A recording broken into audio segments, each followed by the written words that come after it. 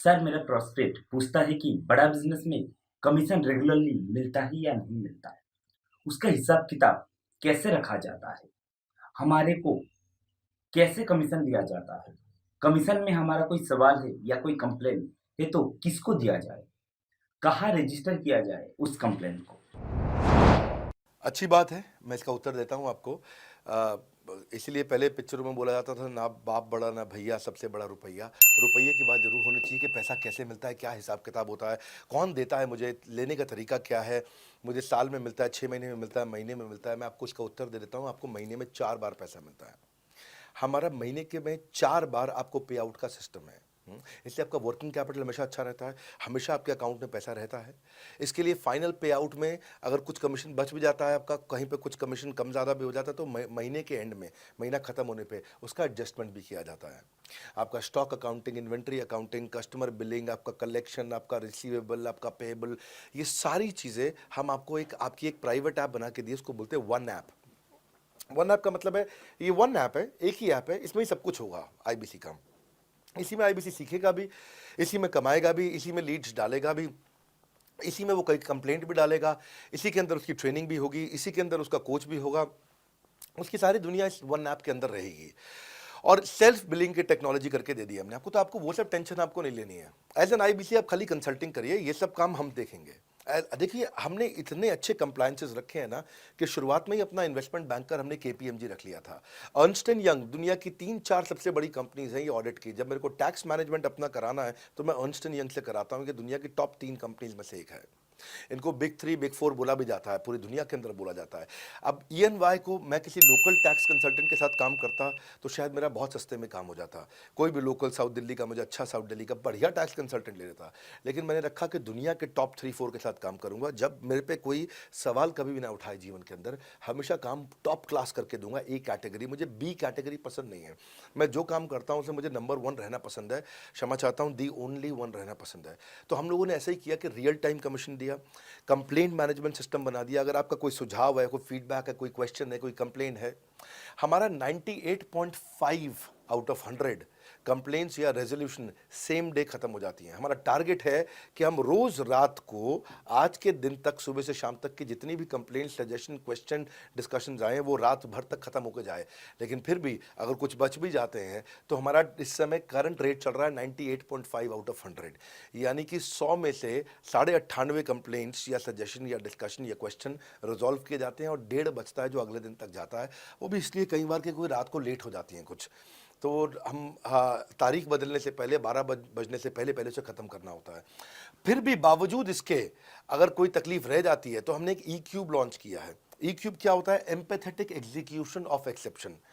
आप ऐसे समझिए कि सारी कंप्लेंट्स तो रिजॉल्व हो जाती हैं, पर कोई अजीब सी ऐसी नई कंप्लेंट आ गई जो हमारी किसी पॉलिसी में ही नहीं है। आज तक हमारी 742 पॉलिसीज बन चुकी हैं, 742 प्रोसेस डॉक्यूमेंट बन चुके हैं।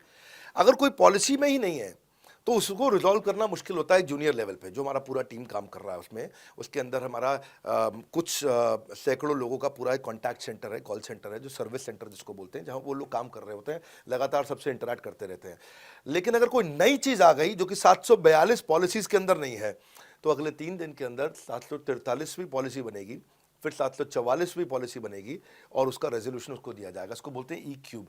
एम्पैथेटिक, यानी कि इस व्यक्ति का कोई प्रॉब्लम सॉल्व कर नहीं पा रहा था तो मुझे एम्पैथी देनी है। एग्जीक्यूशन सॉल्व करूंगा एक्सेप्शन की, क्योंकि ये प्रॉब्लम पहले कभी नहीं आई, ये एक्सेप्शन है, ये नई प्रॉब्लम है।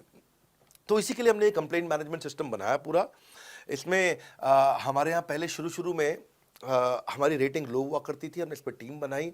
मैं आपको बात बता रहा हूँ 2020 की, 2020 अगस्त सितंबर की हमने इसको लॉन्च किया था। जिस साल हमने आईबीसी लॉन्च करने के 4-5 महीने बाद लॉन्च किया इसको, क्योंकि तब हमारे को उसकी नीड समझ में आई। फिर सजेशन, फीडबैक, क्वेश्चन, कंप्लेंट सब आने लगे, और इसको हमने रिजॉल्व करना शुरू किया। और मुझे याद है कि हम लोग जब तक 2021 मार्च तक आए थे तो हमारी रेटिंग 9.6 आउट ऑफ 10 हो चुकी थी। 9.6 आउट ऑफ 10, इसको हम कंसिस्टेंटली ट्राई कर रहे हैं कि 9.9 या 10 आउट ऑफ 10 पे पहुंचे। इसका बड़ा फ़ायदा हुआ हमारे को। इसमें जितनी भी कंप्लेंट्स आती हैं, सजेशंस आते हैं, डिस्कशंस आते हैं, उनको रिजॉल्व करते हैं। टिकट सिस्टम होता है, टिकट रेज करता है सामने वाला।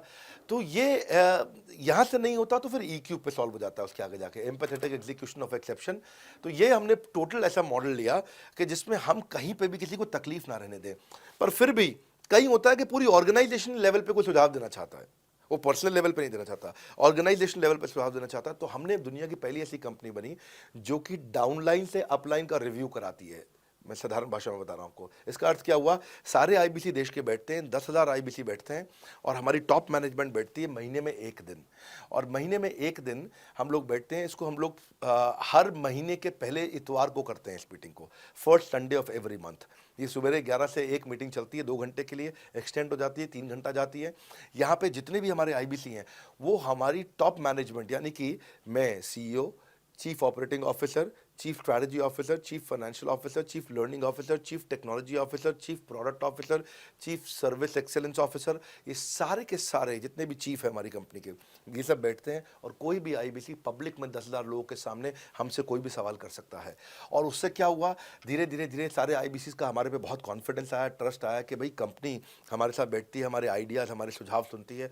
और जितनी इंप्रूवमेंट हम ला पाए ना, उस इंप्रूवमेंट का कारण ही यही था भाई साहब, हम इसीलिए कर पाए क्योंकि हम सारे लोगों को सुनते हैं और उनके सुझावों को लेते हैं और सुझावों को इंप्लीमेंट करते हैं। हर बार इतने सुझाव आ जाते हैं, इतने सुझाव आ जाते हैं, तो हमारा भी ये मानना है कि आप 4 नई चीज़ लॉन्च करो, 3 फेल होंगी, 1 सक्सेसफुल होगी। फिर 4 नई चीज़ लॉन्च करो, 3 फेल होंगी, 1 सक्सेसफुल होगी। फिर 4 नई चीज़ लॉन्च करो, 3 फेल होंगी, 1 सक्सेसफुल होगी। और इस तरह एक सक्सेसफुल करते करते करते करते करते हम इंक्रीमेंटली इतना आगे जाते हैं कि उसका रिजल्ट एक्सपोनेंशियल हो जाता है।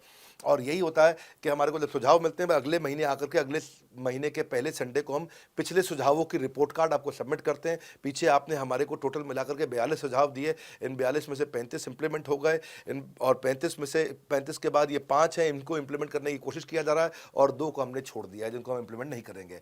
इस तरह सामने वाले सारे के सारे 10,000 आईबीसीज को, 10,000 आते हैं, एक बार में हम 10,000 लोगों को बुला लेते हैं और उनका सबका बड़ा कॉन्फिडेंस बढ़ता है और वो देखते हैं, फिर अगली बार वो और आके सुझाव देते हैं।